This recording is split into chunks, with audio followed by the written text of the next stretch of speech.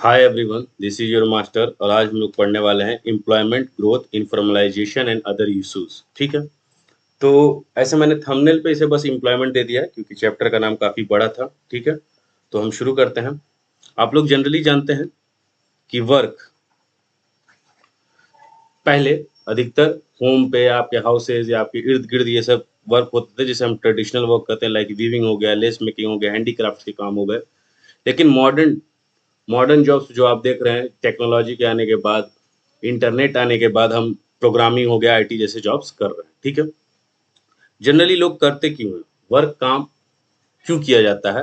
तो earning a living, क्योंकि सभी लोग जो काम कर रहे हैं, वर्क करने से क्या होगा, उन्हें मनी मिलेगा और उस मनी से वो क्या करेंगे, अपने बेसिक नीड्स को कंप्लीट करेंगे। ठीक है, सो जनरली लोग वर्क क्यों करते हैं? अर्निंग ए लिविंग, अपने लिविंग को चलाने के लिए कुछ अर्न करते हैं। ठीक है, वर्कर किसे कहेंगे हम? वर्कर कोई भी इंडिविजुअल जो इकोनॉमिक एक्टिविटी में इन्वॉल्व है। ठीक है, और इकोनॉमिक एक्टिविटी से क्या मिलता है उन्हें? वो कुछ अर्न करते हैं। ऐसे ये चीज अगर मैंने पहले बताई है तो ठीक है, नहीं तो मैं इसे थोड़ा सा आपको बता देता हूँ। जनरली एक सेकेंड, एक्टिविटीज को मेनली हमने बांट दिया दो में। ठीक है, एक हो गया आपका इकोनॉमिक एक्टिविटी।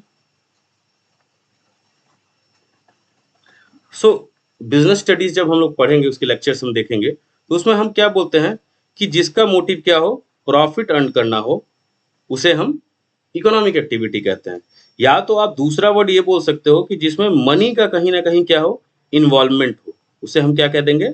इकोनॉमिक एक्टिविटी कह देंगे। ठीक है, जैसे आप कहीं वर्क कर रहे हैं, आपको कुछ मनी मिल रहा है, तो वो सारी चीजें क्या हो जाएंगी? Economic activity. और दूसरा हो जाता है non economic activity. Non economic activity क्या होगा? अब आप लोगों ने या बचपन से हम लोगों ने एक स्टडी की है कि इसमें प्रॉफिट अर्न करना होगा, तो इसमें प्रॉफिट अर्न करना नहीं होगा। ठीक है, ये भी सही है, लेकिन इसके लिए सबसे अच्छा कुछ वर्ड्स हैं जो हम यूज करते हैं। फर्स्ट हो गया जैसे लव एंड अफेक्शन, मैं इसे बताऊंगा क्या होता है। एंड दूसरा वर्ड हम यूज कर सकते हैं सोशल वेलफेयर। ठीक है, जैसे एग्जाम्पल के लिए आपकी जो मदर है, वो आपसे प्यार करती हैं, लव करती हैं, तो आपके लिए कुकिंग करती हैं। क्या बदले में वो आपसे पेमेंट मांगती हैं?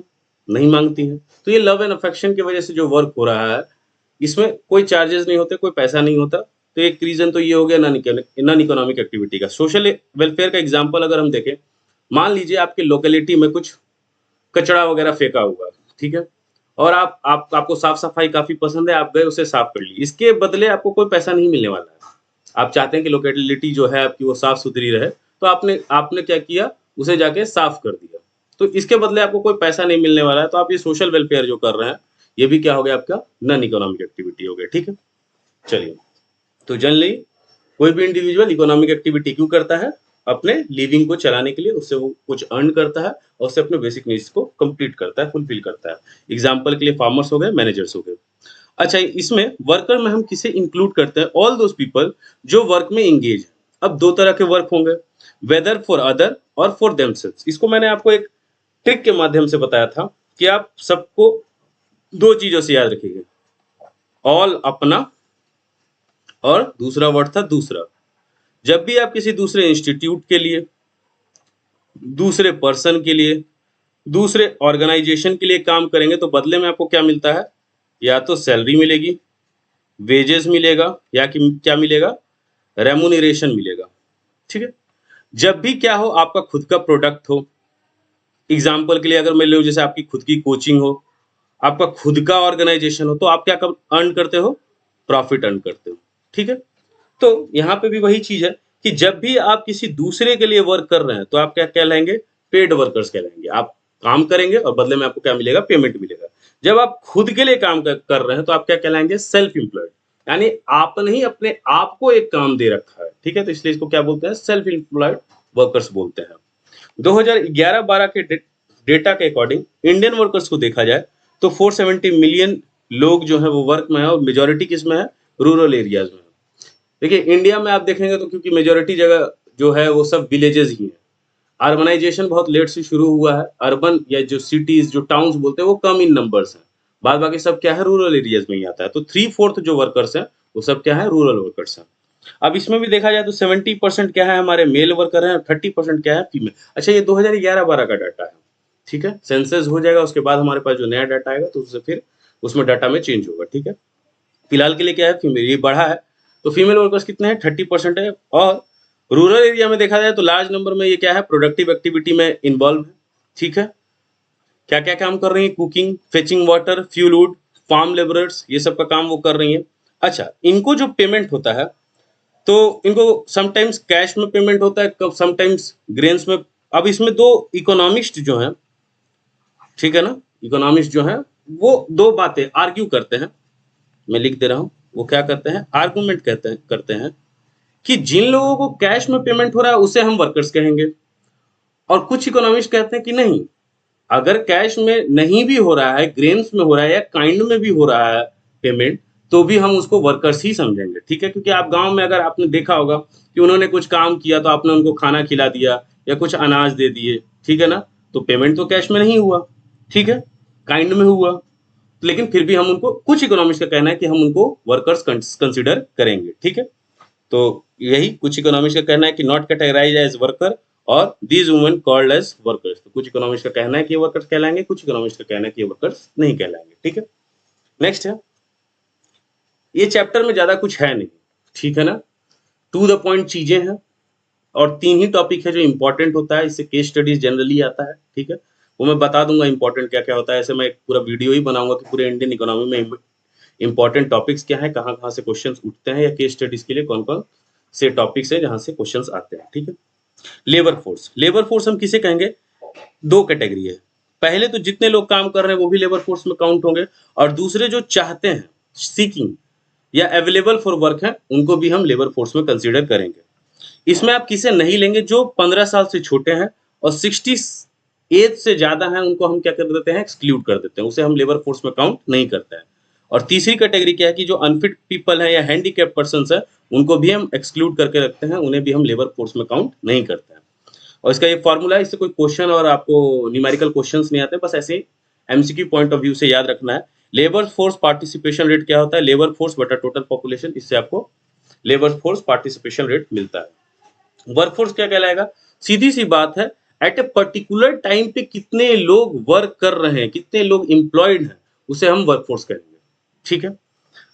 नेक्स्ट है, अब अनएम्प्लॉयड पीपल अगर आपको काउंट करना हो, ध्यान से देखिएगा, न्यूमेरिकल के तरीके से बस मैं आपको बता दे रहा हूं, ऐसे कोई न्यूमेरिकल आता नहीं है, समझने के लिए बस बता रहा हूं। मान लीजिए, इस चीज को ध्यान से देखिएगा, मैं पहले बोल रहा हूं पर्सन्स वर्क कितने करने वाले कितने लोग हैं, 60 लोग हैं, ठीक है। और पर्सन्स जो जॉब करना चाहते हैं, मतलब अवेलेबल है, अभी जॉब उनके पास है नहीं, तो ये हो गए 40। तो हमारा लेबर फोर्स कितना आ गया, 100 आ गया, ठीक है। वर्कफोर्स कितना आएगा, वर्कफोर्स में हमने क्या बोला है, जो लोग काम कर रहे हैं, ये नहीं कि जो लोग काम करना चाहते हैं या अवेलेबल फॉर वर्क, काम जितने लोग कर रहे हैं, तो काम तो हमारे 60 लोग ही कर रहे थे, तो वर्कफोर्स में हमने कितना को ले लिया, 60। तो अब अगर हम अनएम्प्लॉयड पीपल निकाले तो ये क्या हो जाएगा, 100 माइनस 60, तो ये कितना हो जाएगा, 40। ये 40 वही लोग थे जिन लोगों के पास काम है नहीं, यही जो 40 लोग हैं, जो ये लोग चाहते हैं कि काम करना चाहते हैं, अवेलेबल फॉर वर्क है, यही क्या है, अनएम्प्लॉयड पीपल है, ठीक है। तो डायरेक्टली आप ऐसे भी समझ सकते हैं या पूरा ऐसे कैलकुलेशन से भी समझ सकते हैं, ठीक है, कोई क्वेश्चन वगैरह आने वाला है नहीं।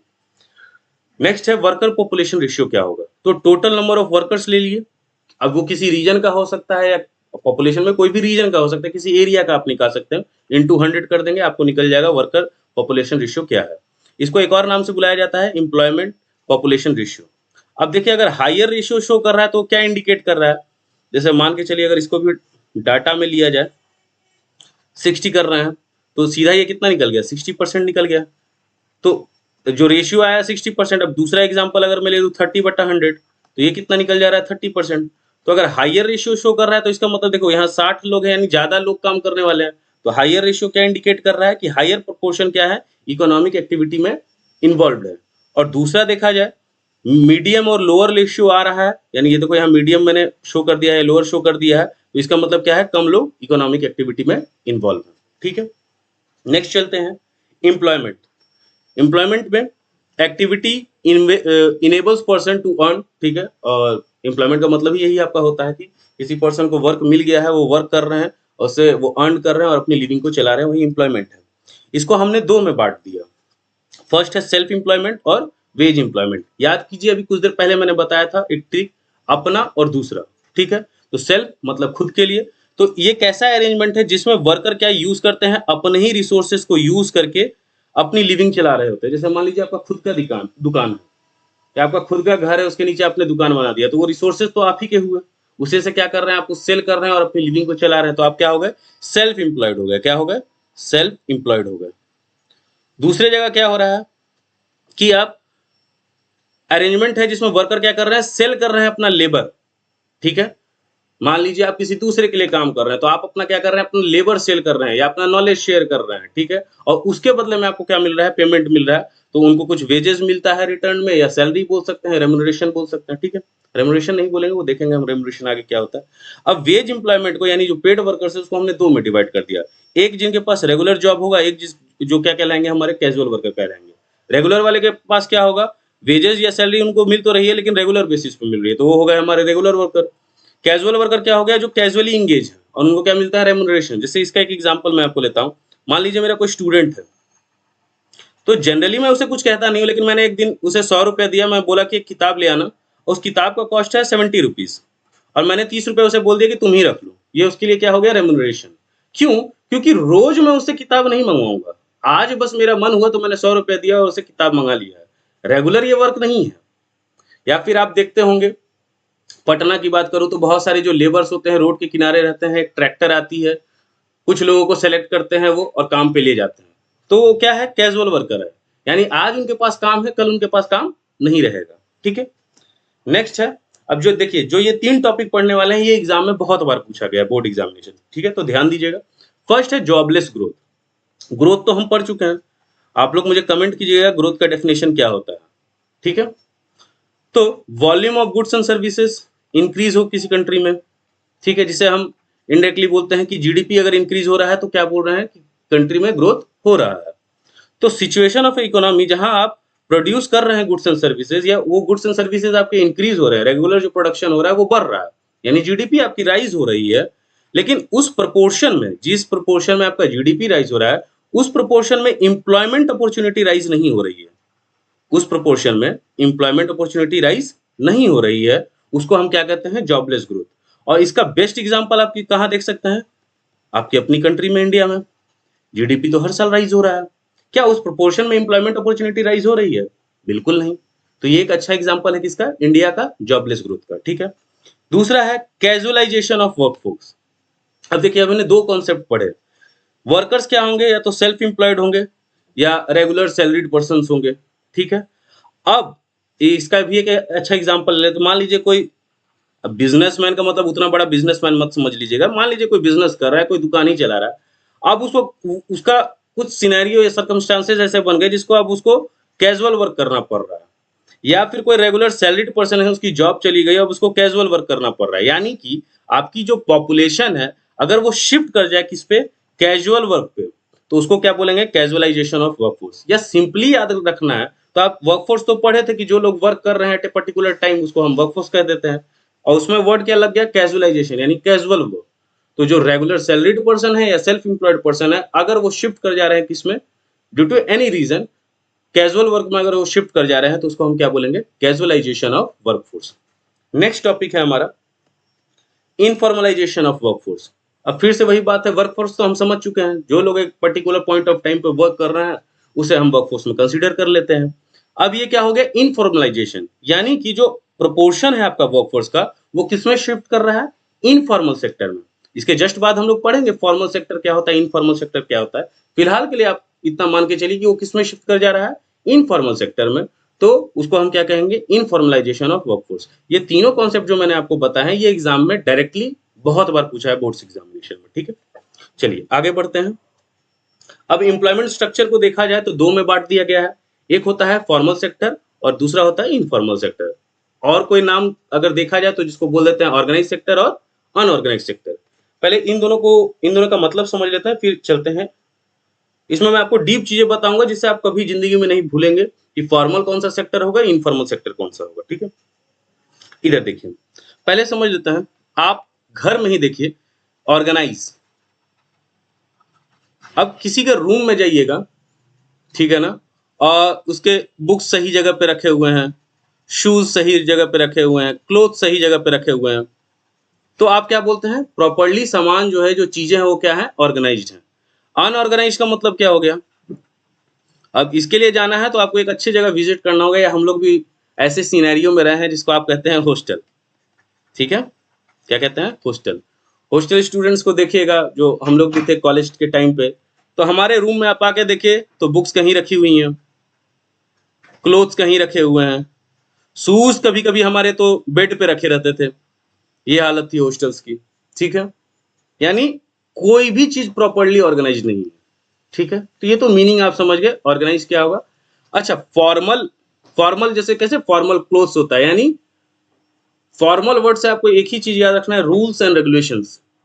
कुछ रूल्स एंड रेगुलेशंस होंगे जो प्रॉपर्ली, मतलब प्रॉपर वे में होंगे। हाँ, और वही इनफॉर्मल में क्या होगा, कुछ रूल रेगुलेशंस फॉलो नहीं हो रहे होंगे। ठीक है, चलिए अब चलते हैं, इसको समझते हैं। लेकिन इधर जैसे देख लीजिए, फॉर्मल है, ऑर्गेनाइज है।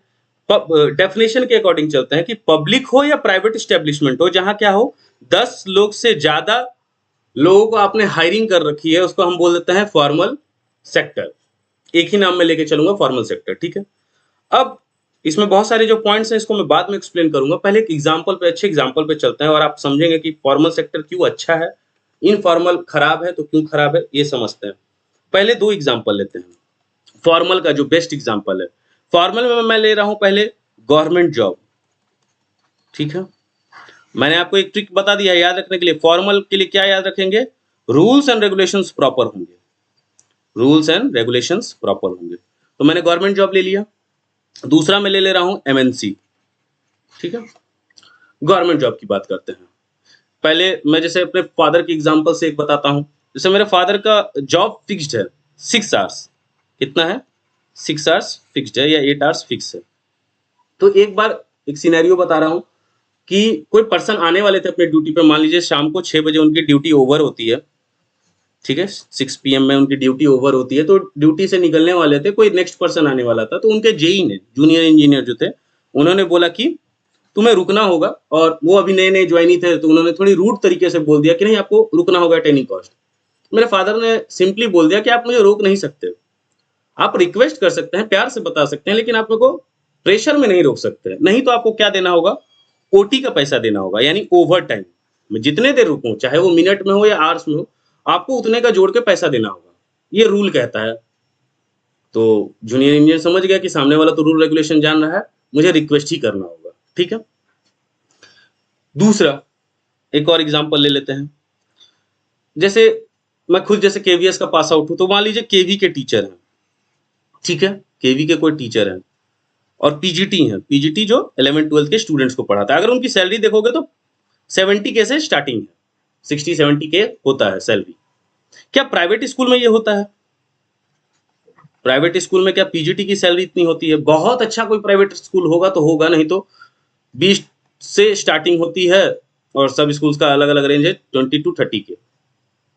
अब एक बात बताइए, क्या पीजीटी टीचर यहाँ पे जितने क्लासेस ले रहा है, क्या यहाँ पे भी तो उतना ही ले रहा है। ऐसा तो नहीं है कि केवी के जो पीजीटी हैं उनके स्कूल सुबह 6 बजे से शुरू होते हैं और 12 बजे रात में खत्म होते हैं।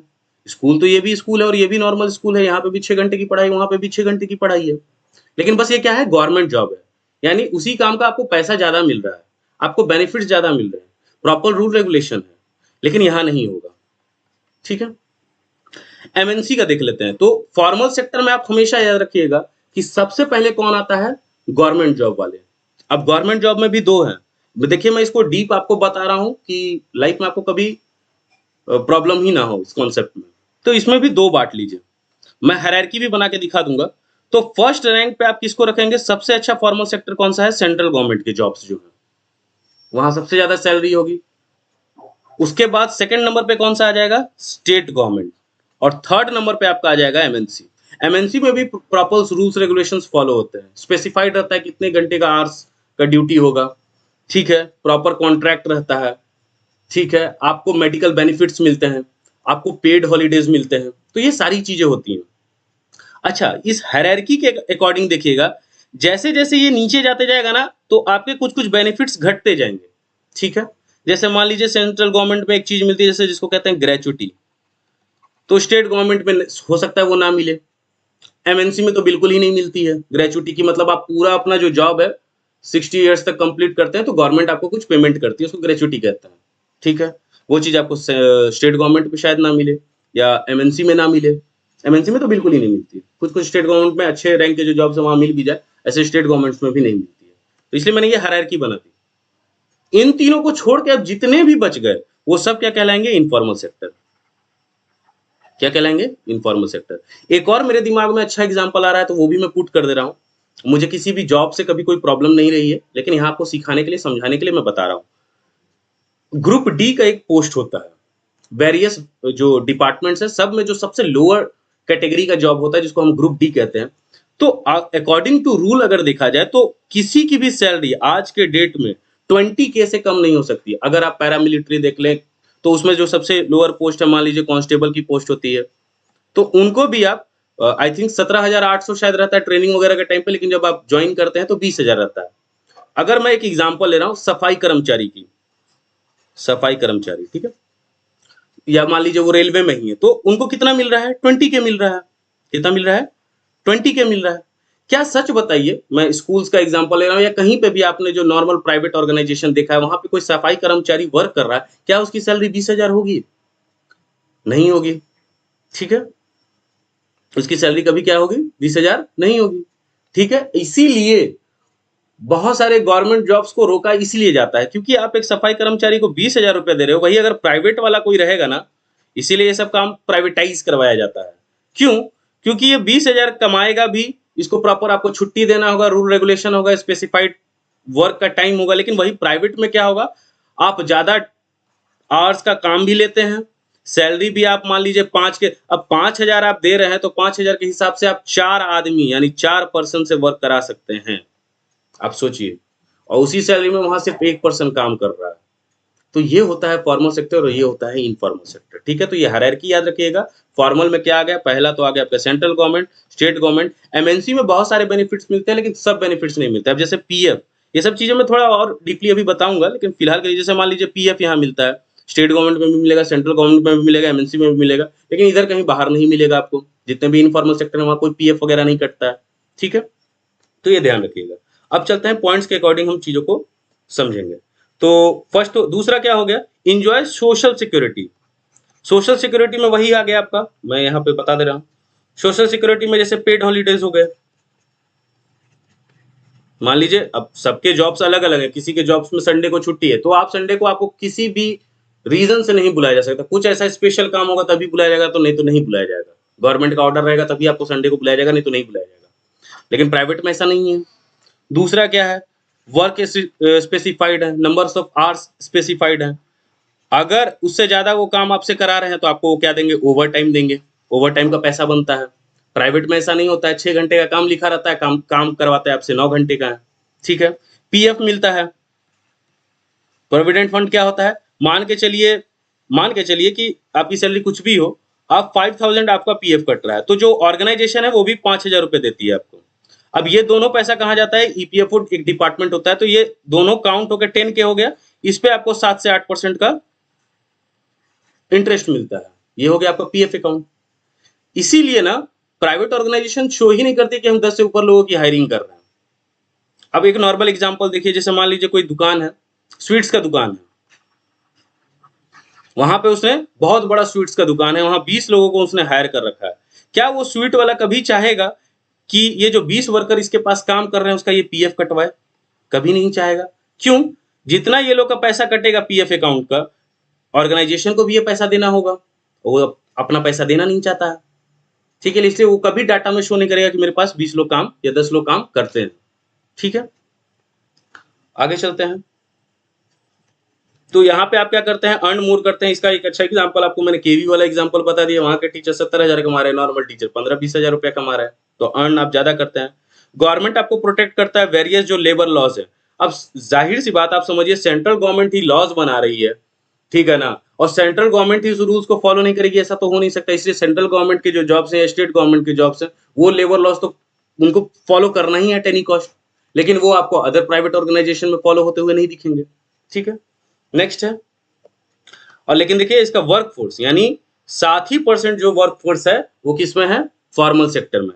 अच्छा, अब देखिए इसमें क्या है, all private enterprises hire less than 10 workers, 10 worker से कम हायर करते हैं, वो सब क्या होगा, इनफॉर्मल सेक्टर। 90% का जो वर्कफोर्स है, 90 to 93% का जो वर्कफोर्स है वो किसमें लगा हुआ है, इनफॉर्मल सेक्टर में। जैसे स्मॉल फार्मर्स हो गए, एग्रीकल्चरल लेबरर्स हो गए, या जो मैंने अभी मिठाई वाले का एग्जांपल लिया, ये जितने भी लेबर इधर उधर काम कर रहे हैं, आप जितने लोगों को पीएफ नहीं कट रहा है वो सब क्या है, इनफॉर्मल सेक्टर के जॉब्स कर रहे हैं। ठीक है, तो ये ध्यान रखिए। नेक्स्ट है अनएम्प्लॉयमेंट, ये मैं डेफिनेशन आपको लगता है 4-5 बार बता चुका हूँ। क्या होता है, people are willing and able to work, वो काम करना चाहते हैं at a prevailing wage rate, जो वेज रेट मार्केट में चल रहा है उसके बाद भी अगर उसे जॉब नहीं लग रही है तो वो क्या कहलाता है, अनएम्प्लॉयमेंट। अब ये नहीं कि आप सोच के बैठ जाएंगे कि जब तक मेरे को 70,000 रुपए की जॉब नहीं मिलेगी मैं नहीं करूंगा, तो वो अनएम्प्लॉयमेंट नहीं है। आपके पास जो भी डिग्री है, लाइक मान लीजिए आपने ग्रेड कर रखा है, अगर मार्केट में चल रहा है कि ग्रेजुएशन के बच्चे को 20,000 रुपया देंगे और आपको 20,000 का भी काम नहीं मिल पा रहा है, तब आप अनएम्प्लॉयड कहलाइएगा। ठीक है, नेक्स्ट है, हमें अनएम्प्लॉयमेंट का डेटा कहां से मिलता है, यानी सोर्सेस क्या क्या है। तो फर्स्ट है सेंसस, हर 10 साल पे होता है, तो उससे पता चल जाता है कि कौन कैसी इकोनॉमिक एक्टिविटी कर रहा है। ठीक है ना, ये हमको डाटा मिल जाता है क्या है। ठीक है, दूसरा क्या है, एनएसएसओ, ये डिपार्टमेंट है आपका, नेशनल सैंपल सर्वे ऑर्गेनाइजेशन, ये सैंपल सर्वेस करते रहती है कि कितने लोग एम्प्लॉयड हैं और कितने लोग अनएम्प्लॉयड हैं। डीजीटी, इसका कमेंट में आप लोग बताइएगा इसका फुल फॉर्म क्या है। ठीक है, नहीं तो आप लोग बस वीडियो लेक्चर्स देखते हैं और एक बार भी जाके बुक्स नहीं खोलते हैं। आपको यही करना है कि आप पहले लेक्चर्स देखिए, समझिए उसको, फिर एक बार बुक में रीड कीजिए, नोट्स को रिवाइज कर लीजिए, टेलीग्राम में दिया हुआ है, आपका काम हो गया।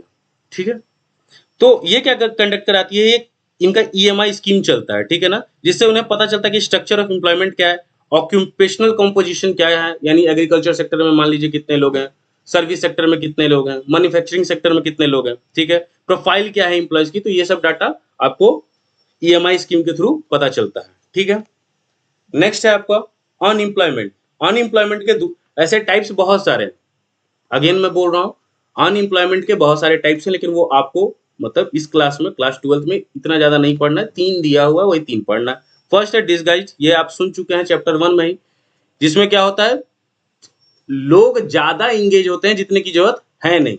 ठीक है, जैसे इसका एग्जाम्पल मैंने दिया ही है, मान लीजिए ये कोई फार्म है, फार्म पे कुछ लोग वर्क कर रहे हैं, या मान लीजिए लैंड एरिया है। ठीक है, 4 लोग काम कर रहे थे तो प्रोडक्शन 200 केजी का था, अब 6 लोग हो गए लेकिन फिर भी प्रोडक्शन 200 केजी का है। तो यानी ये जो 2 लोग एक्स्ट्रा है ना, इनकी कोई जरूरत नहीं, यानी इनको अगर हम हटा भी देते हैं तो फिर भी प्रोडक्शन पे हमारे कोई असर नहीं पड़ रहा। तो यानी कि ये 2 लोग को हम क्या बोलेंगे, डिसगाइज्ड अनएम्प्लॉयड। क्या बोलेंगे इसको, डिसगाइज्ड अनएम्प्लॉयड। ठीक है, 1950 में अगर देखिएगा तो 1/3 एग्रीकल्चरल जो वर्कर्स थे वो क्या थे, डिसगाइज्ड अनएम्प्लॉयड थे। सेकंड क्या है, सीजनल, तो कुछ सर्टन सीजन्स में क्या होते हैं, ये हो जाते हैं अनएम्प्लॉयड। ठीक है, जैसे मान लीजिए आपने खेती किया, खेती करने के बाद हार्वेस्टिंग वगैरह हो गया, उसके बाद आप क्या है, बेरोजगार है, यानी आप कुछ सीजन्स में क्या हो गए, बेरोजगार हो गए। या फिर आप लोग देखेंगे नवरात्रे वगैरह के टीम में के टाइम पे आप देखेंगे जो चिकन शॉप्स होते हैं या मीट शॉप्स होते हैं ये बंद हो जाते हैं, तो ये उस टाइम के लिए क्या हो गए, अनएम्प्लॉयड हो गए। ठीक है, थर्ड होता है ओपन, तो ये जनरली क्या है, अनएम्प्लॉयमेंट का एक डेफिनेशन ही है, able and willing to work, prevailing wage rate but fail to get work, उसको हम क्या कहते हैं, ओपन अनएम्प्लॉयमेंट। ठीक है, नेक्स्ट है, अब वो 3 टॉपिक मैंने बताया था, उसके बाद ये काउजेज ही हैं जो इंपॉर्टेंट है। ठीक है, फर्स्ट चलते हैं, इसको थोड़ा डिटेलिंग में पढ़ना है। फर्स्ट है slow rate of economic growth, तो जितना आपने प्लानिंग कमीशन पढ़ लिया, जितना हमने टारगेटेड किया था कि इतना हमारा ग्रोथ रेट होगा, उतना ग्रोथ हो नहीं पाया, यानी जो हमने जीडीपी का प्रोजेक्शन किया था कि हम इतना करेंगे, उतना जीडीपी को हमने इंक्रीज नहीं किया। ठीक है, जिसकी वजह से इंप्लॉयमेंट ज्यादा जनरेट नहीं हो पाया। ठीक है, दूसरा रीजन क्या है, पॉपुलेशन एक्सप्लोजन। इंडिया के कॉन्टेक्स्ट में ये एक्सप्लोजन वर्ड बहुत सूट करता है, क्योंकि इंडिया में पॉपुलेशन बहुत तेजी से बढ़ी। अब बहुत तेजी से पॉपुलेशन बढ़ने की वजह से क्या हुआ, इंप्लॉयमेंट अपॉर्चुनिटीज में क्या आई, पॉपुलेशन बढ़ा और अनएम्प्लॉयमेंट काफी तेजी से राइज हुआ। और आज भी आप देख रहे हैं कि एक जॉब पोजीशन के लिए, अगर मैं गलत नहीं बोल रहा हूं, अभी शायद रेलवे की एक वैकेंसी आई थी 1-2 साल पहले, तो आई थिंक 60 से 70 हजार की वैकेंसी थी और उसको 2 करोड़ लोगों ने अप्लाई किया था। तो आप सोच सकते हैं कि अनएम्प्लॉयमेंट कितना ज्यादा है। ठीक है, थर्ड क्या है, अंडर डेवलप एग्रीकल्चर। तो हम पहले बहुत प्रिमिटिव मेथड्स यूज करते थे, इससे क्या हो गया, हैवी प्रेशर हो गया लैंड पे, ठीक है। और मैंने आपको एक चैप्टर में पढ़ाया ही है कि धीरे धीरे फ्रेगमेंटेशन ऑफ लैंड भी हो रहा है। फ्रेगमेंटेशन यानी वही जमीन जो बट जा रही है, जब जमीन थोड़ी सी बचती है ना, तो उसमें हम एग्रीकल्चर नहीं करते हैं, कुछ डिफरेंट वर्क करने लग जाते हैं, ठीक है। तो इससे भी क्या हो रहा है, पॉपुलेशन का ज्यादा प्रेशर किस पे पड़ रहा है, लैंड पे पड़ रहा है। नेक्स्ट है डिफेक्टिव एजुकेशनल सिस्टम। इंडिया का एजुकेशन सिस्टम देखा जाए तो फुल ऑफ डिफेक्ट्स है, और ये फेल करता है टेक्निकल और वोकेशनल एजुकेशन पे। इस पे अगर थोड़ी सी बात की जाए, जैसे मान लीजिए बहुत सारे जो हमारे पास टेक्निकल एजुकेशन है, टेक्निकल में जैसे आपके बीटेक वगैरह आ गए, आप देख ही रहे हैं बीटेक वाले बहुत सारे लोगों को जॉब्स नहीं मिल पा रही हैं, या मेरे भी बहुत सारे फ्रेंड्स हैं या मेरे सीनियर्स हैं। अब उन लोगों से मेरी बात हुई है तो पता चला है कि वो इतने सारे असाइनमेंट्स और इतनी सारी चीजें, इतना वर्क करते हैं, लेकिन कोई भी जो बोलते हैं ना प्रैक्टिकल नॉलेज होना, थ्योरेटिकल नॉलेज उनके पास बहुत है, लेकिन प्रैक्टिकल नॉलेज की बहुत कमी होती है, ठीक है ना। जो कहते हैं ना ग्राउंड पे रह के वर्क करना, वैसा कुछ सिखाया नहीं जाता है। इसलिए उनके पास टेक्निकल डिग्री तो होती है, लेकिन टेक्निकल जो कहना चाहिए एबिलिटी आना, वो उनके पास नहीं आ पाता है, इसलिए क्या रह जाते हैं, अनएम्प्लॉयड रह जाते हैं।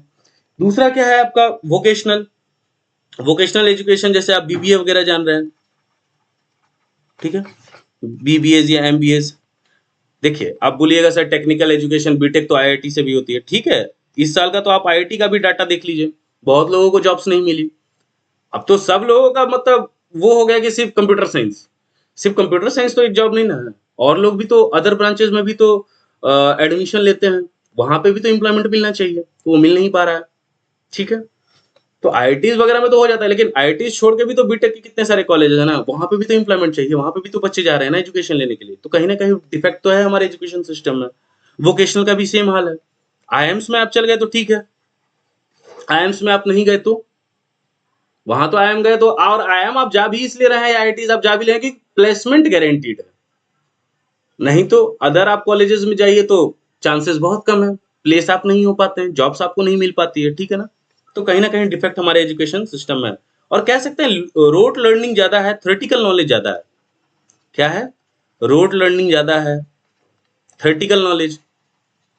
हाँ, अब इस चीज में मैं तारीफ करूं या क्या बोलूं, जैसे बहुत सारे इसीलिए ना जो लोग बाहर जाते हैं ना वो सक्सेसफुल क्यों हो जाते हैं, इसका आप रीजन समझिएगा।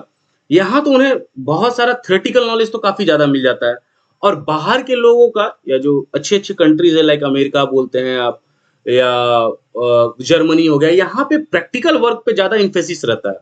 लेकिन फिर वही बात है, प्रैक्टिकल वर्क विदाउट आप थ्योरेटिकल नॉलेज कर नहीं सकते हैं।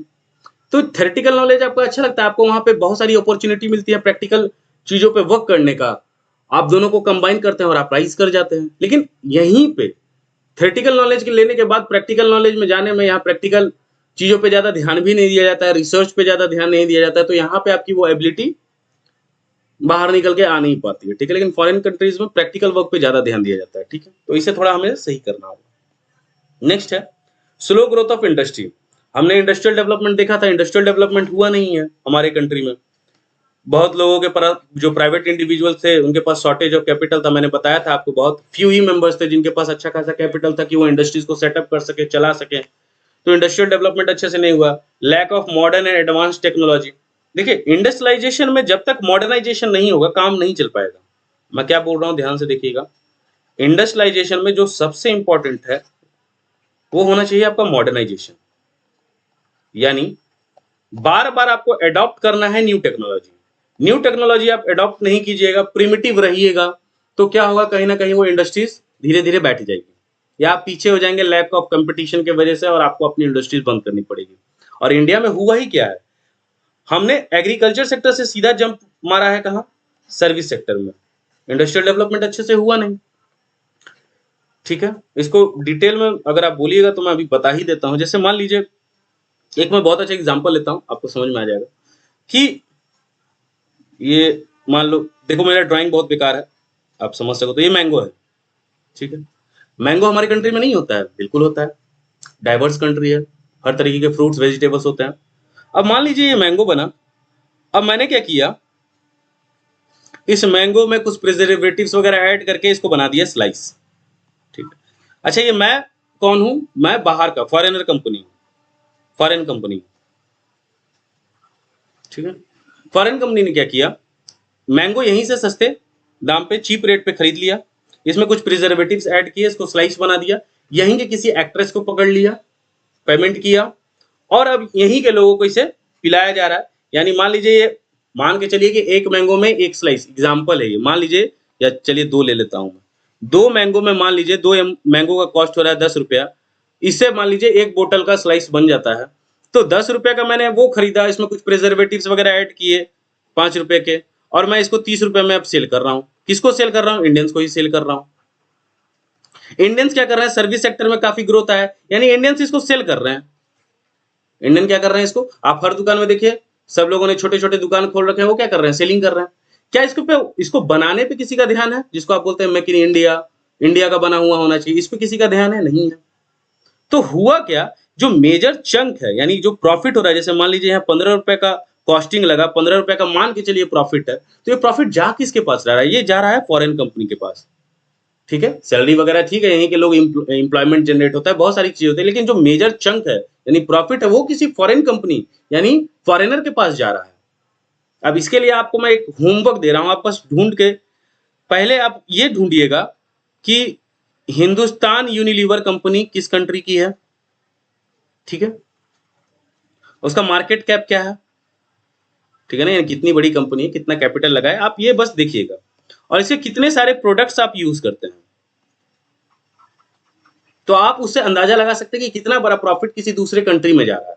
ठीक है, आप इसे देख के कमेंट कीजिएगा। ठीक है, नेक्स्ट है decline of cottage and SSI.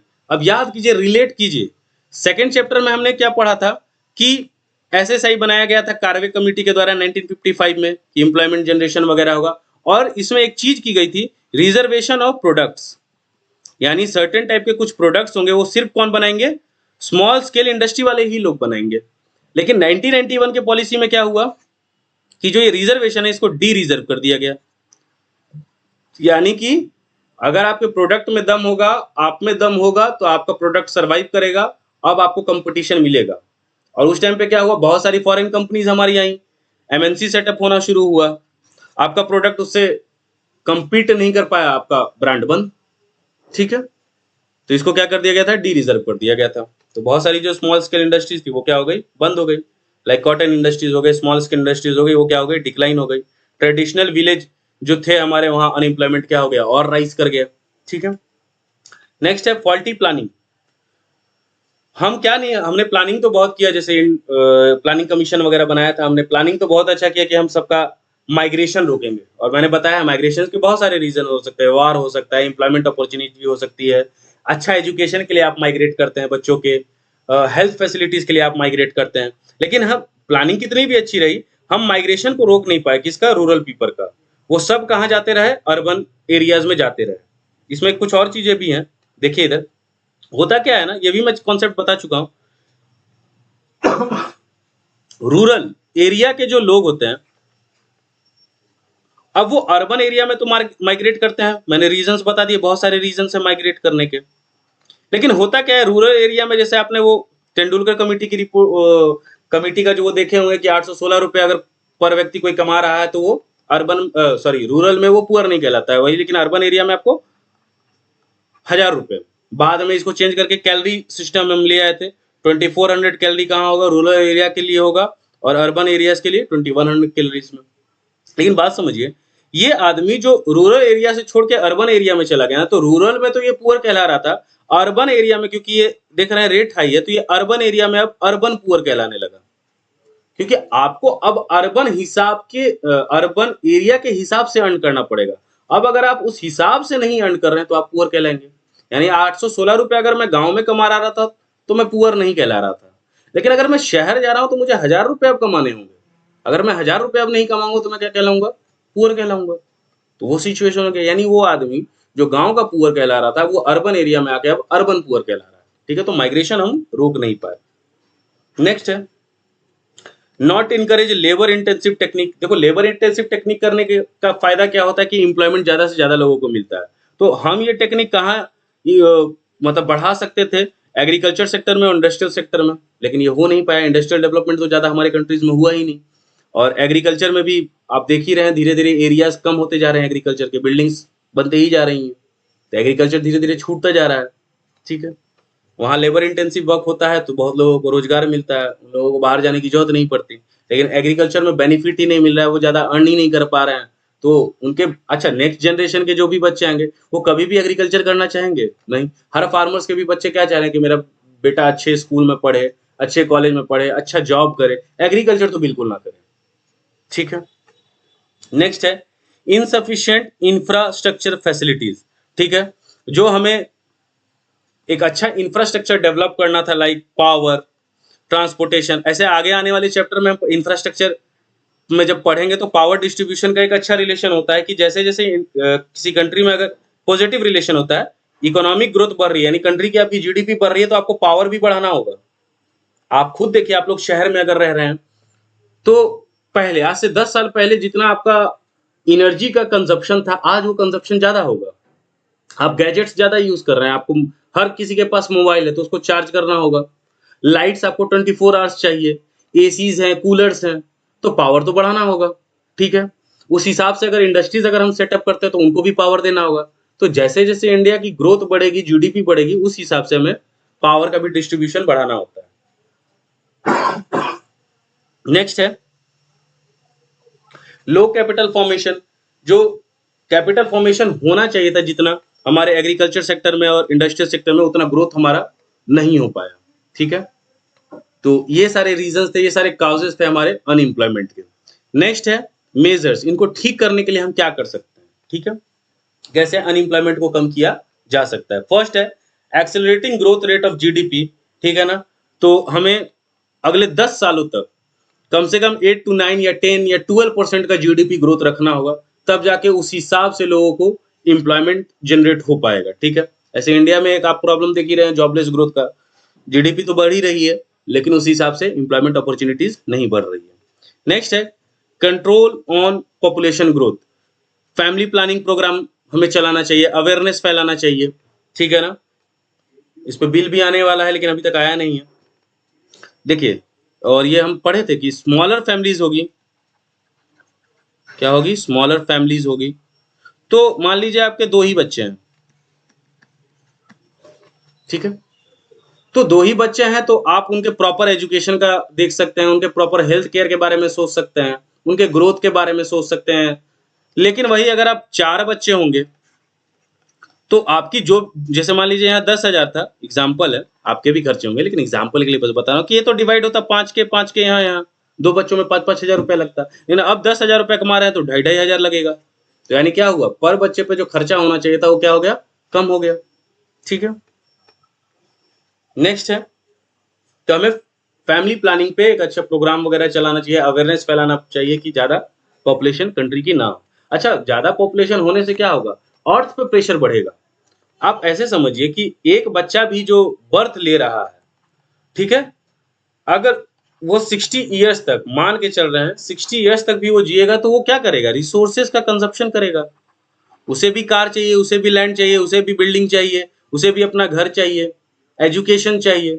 तो वो सब प्रेशर क्या पड़ रहा है? हमारे अर्थ पे पड़ रहा है। तो मुझे लगता है सिर्फ इंडिया में ही नहीं, पूरे वर्ल्ड में पॉपुलेशन कंट्रोल को लेके कुछ पॉलिसीज वगैरह फ्रेम करना चाहिए, ठीक है?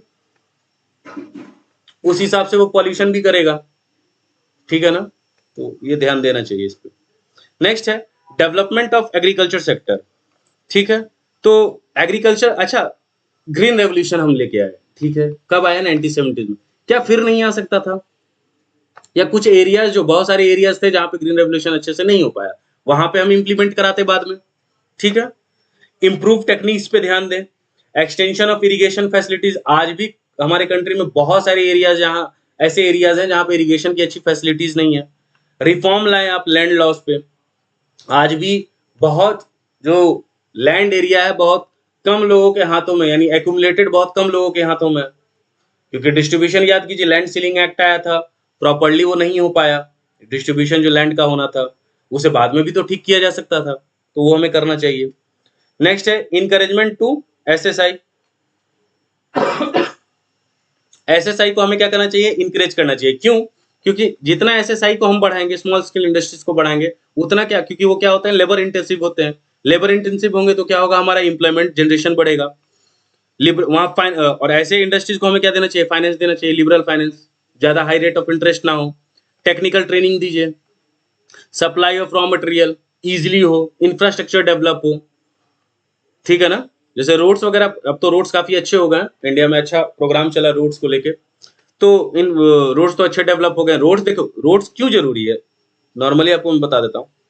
जैसे मान लीजिए ये फार्मर है, ये फार्मर है, अगर रोड्स अच्छे होंगे तो मान लीजिए एग्जाम्पल है ये, मान लीजिए बिहार के किसी डिस्ट्रिक्ट में ये फार्मर है, उसे पटना ये प्रोडक्ट पहुंचाना है, रोड्स अच्छे रहेंगे तो टाइमिंग कम लगेगी बहुत सारे, क्योंकि जो आपके वेजिटेबल्स होते हैं, ऐसी ऐसी चीजें होती है जो पेरिशेबल इन नेचर होते हैं, जल्दी खराब हो जाएंगे, उसे जल्द से जल्द मार्केट पहुंचाना बहुत जरूरी, जैसे टमाटर वगैरह हो गया। तो रोड्स अच्छे रहेंगे तो वो जल्दी पहुंचेगा, जल्दी पहुंचेगा, जल्दी सेल होगा, फार्मर को प्रॉफिट होगा। अगर रोड्स अगर अच्छे नहीं है तो होगा क्या, टाइमिंग ज्यादा लगेगा, प्रोडक्ट्स खराब होंगे, फार्मर्स को लॉसेस के चांसेस ज्यादा होंगे, ठीक है ना। तो इंफ्रास्ट्रक्चर फैसिलिटीज भी हमें बढ़ानी चाहिए, ठीक है। नेक्स्ट है इंप्रूवमेंट इन इंफ्रास्ट्रक्चर, ये मैं अभी बताया, इरिगेशन हो गए, रोड्स हो गए, इलेक्ट्रिसिटी हो गए, ठीक है ना। और आपको हेल्थ हो गया, एजुकेशन हो गया, यहाँ पे भी इंफ्रास्ट्रक्चर का अच्छा डेवलपमेंट होना चाहिए, ठीक है। और मेनली मैं बोलूँ तो एग्री, क्योंकि ये सब तो सर्विस सेक्टर की चीजें हैं, ये तो डेवलप हो ही रही है। मेन हमें ध्यान कहाँ देना होगा, एग्रीकल्चर सेक्टर और इंडस्ट्रियल सेक्टर पर, ठीक है। अच्छा, ये स्पेशल एम्प्लॉयमेंट प्रोग्राम, इस चीज को यहाँ पे मैंने नहीं पढ़ा है, डिटेल में नहीं दिया है, इसको रेफर करने के लिए, ऐसे वो चैप्टर डिलीटेड है, लेकिन मैंने नॉलेज पर्सपेक्टिव से, जब आप पढ़ ही रहे हैं, आपके पास अभी बहुत टाइम है, तो आप पॉवर्टी चैप्टर पढ़ सकते हैं, ठीक है, for the sake of knowledge. तो उसमें आप देखेंगे मैंने ये दोनों प्रोग्राम को बहुत डिटेल में पढ़ा दिया है, ठीक है।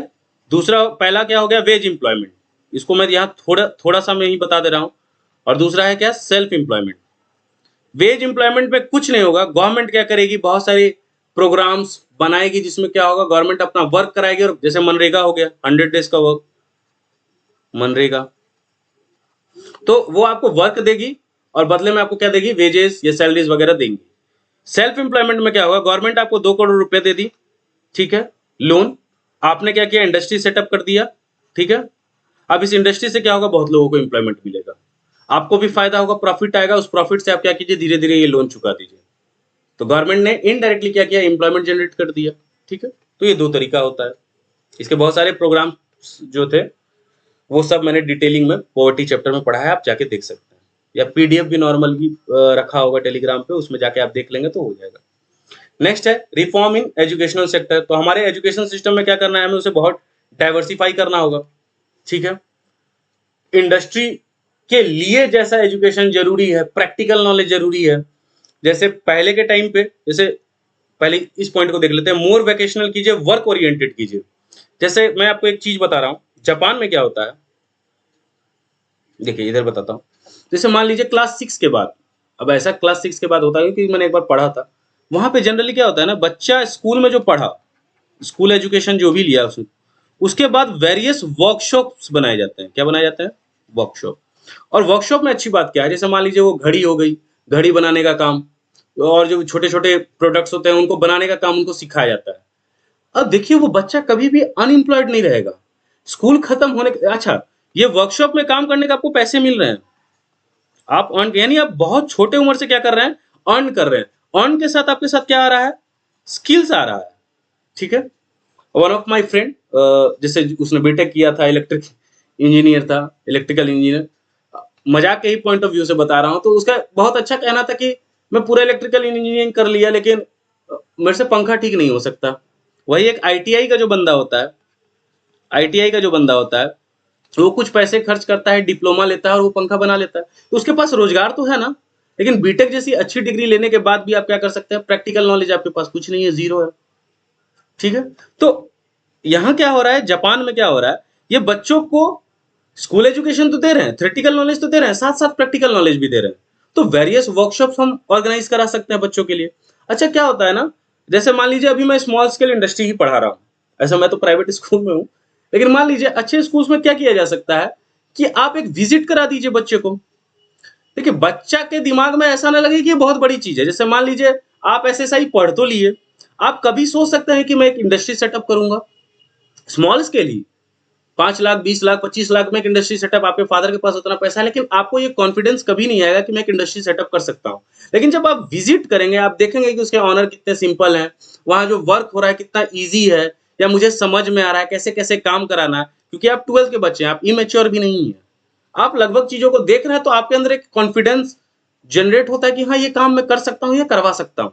इतना टफ नहीं है। तो ये कॉन्फिडेंस, तो ये प्रैक्टिकल नॉलेज हुआ। थोड़ा बच्चों को वो सब इंडस्ट्रीज में घुमाया जाए, विजिट पे ले जाया जाए, तो ये बच्चों के लिए काफी फायदेमंद होगा। ठीक है, नेक्स्ट है, तो वर्क ओरिएंटेड हो, मोर वोकेशनल हो।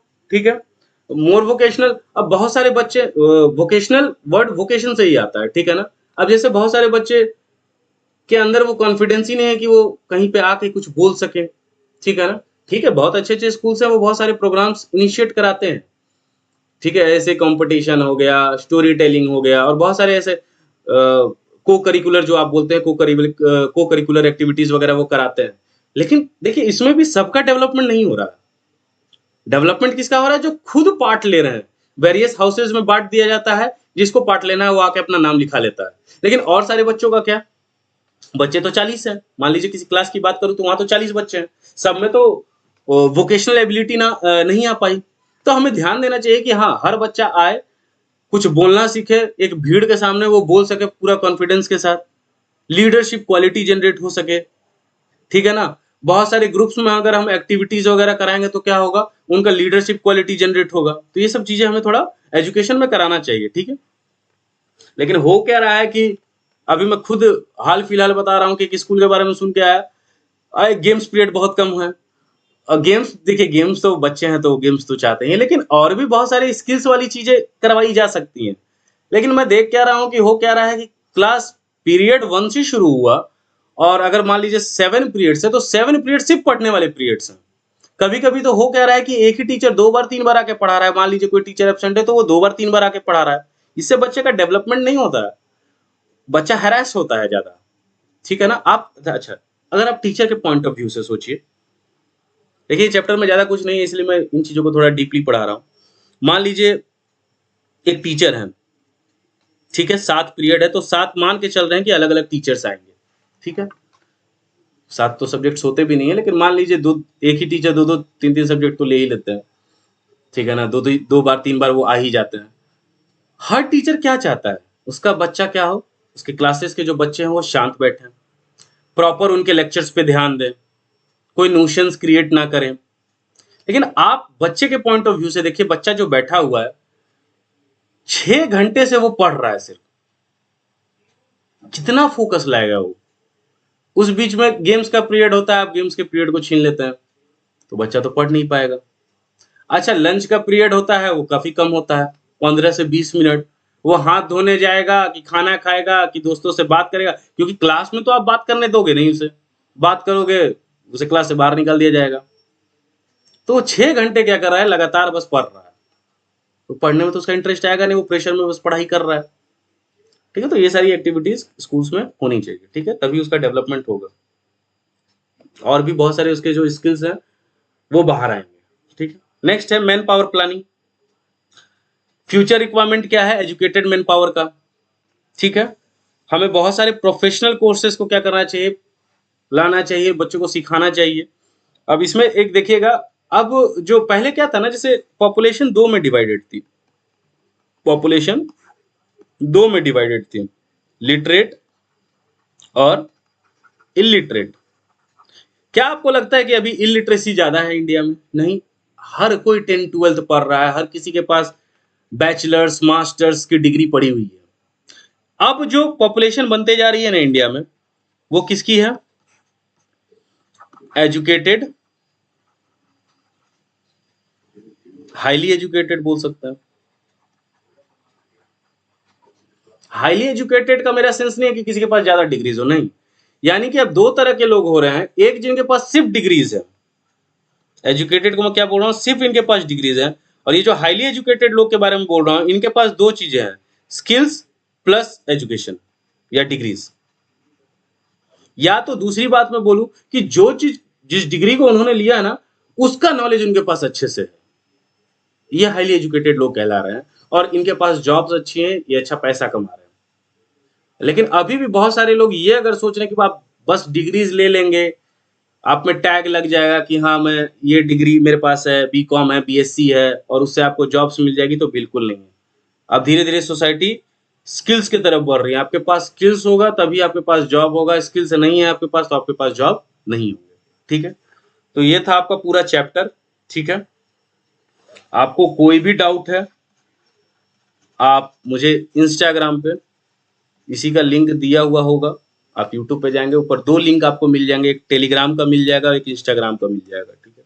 टेलीग्राम पे आपको हैंड रिटेन नोट्स मिल जाएंगे। ठीक है?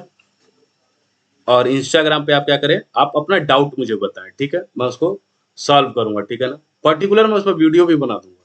ठीक है? लेकिन आपको कोई भी लगा कि इसमें एक्सप्लेनेशन में कमी है, क्योंकि मैं भी अभी नया-नया शुरू किया हूँ, तो थोड़ा अकेले ऐसे एक्सप्लेन करने में कभी-कभी मुझे लग रहा है कि मैं प्रॉपर्ली एक्सप्लेन नहीं कर पा रहा हूँ। तो अगर लग रहा है आपको कि कमी है, मुझे कुछ चीज़ समझ में नहीं आई, तो आप मुझे ज़रूर बताएँ।